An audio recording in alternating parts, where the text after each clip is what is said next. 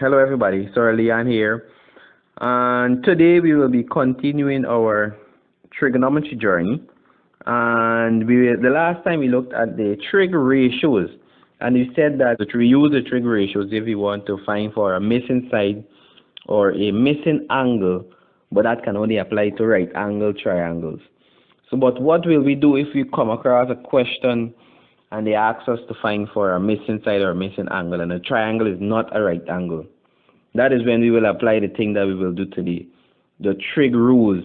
And there are two basic trig rules that you will use in secondary school, that you will use for CSEC. Those two are the sine rule and the cosine rule.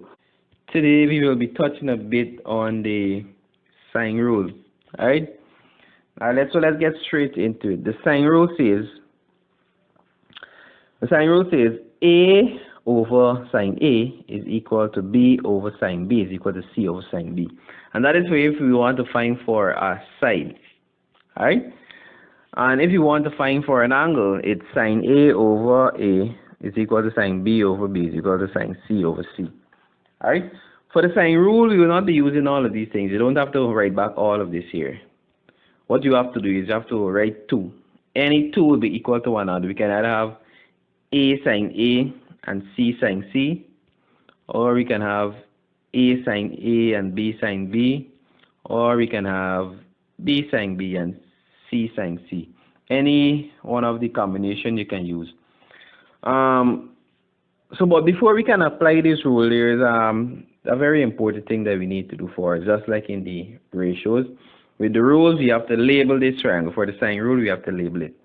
And labeling it is very easy.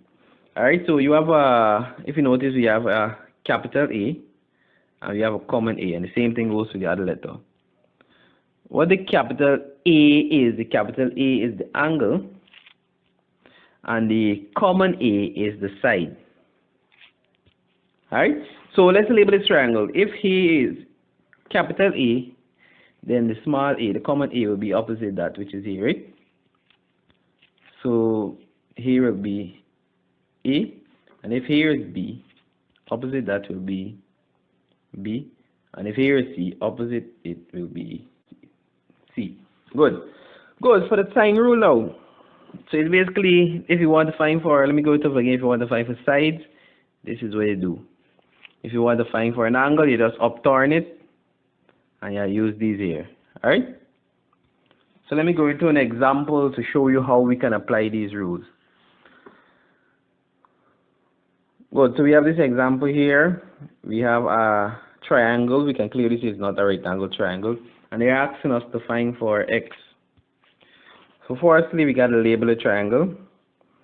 Alright, so let's put in the sides for the edges first. So here is A, here will be B, and here will be C. And since here is A, opposite here will be the small a, opposite here will be small c, and opposite here will be B. Good. So let's see what they gave us. They gave us angle A, they gave us angle C, they gave us side C, and we want to find for A. So we got to use a sine. Well, let's go back and see what the sine rule says. Alright. It's A over sine A. So for side will be A over sine A is equal to B. No, let's not B. We can't use B because they didn't give us angle B. They gave us angle C. So we got to use C. A over sine A is equal to C over sine C. Alright? And then we put in the values. A will be x, because x is what we want to find, right? So it will be x over sine A, which is sine 80, and that is equal to C, which is 7 over sine C, which is 60. Right? Good. So, and if you want to find, so we want to find for x. So what we got to do here, we got to cross multiply this by the, and the x by that. We cross multiply now. So let's cross multiply the x first. It will be x multiplied by this here, which is 60, sine 60. And that is equal to sine 80 multiplied by 7. And so if you want to find for x, we just got to make it the subject of the formula on this sine 60 here is multiplying. So we take it over the equal sign, we'll do the opposite, which is divide. So x will be equal to sine 80 times 7, all of that divided by sine 60.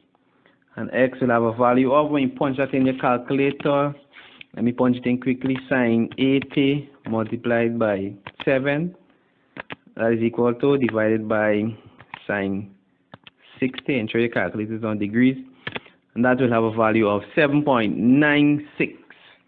So x will be equal to 7.96 units. I didn't give a cm, so let's just say 7.96 units.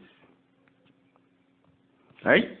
And that is basically how you apply the sine rule. And if you want to find for an angle, you will use the other formula. If you want to find for an angle, you use this formula. Put in the same values, you cross multiply and do everything that we did just now, right? So it's easy as that. So that is it for now. The next time we'll move on to the cosine rule. Bye for now.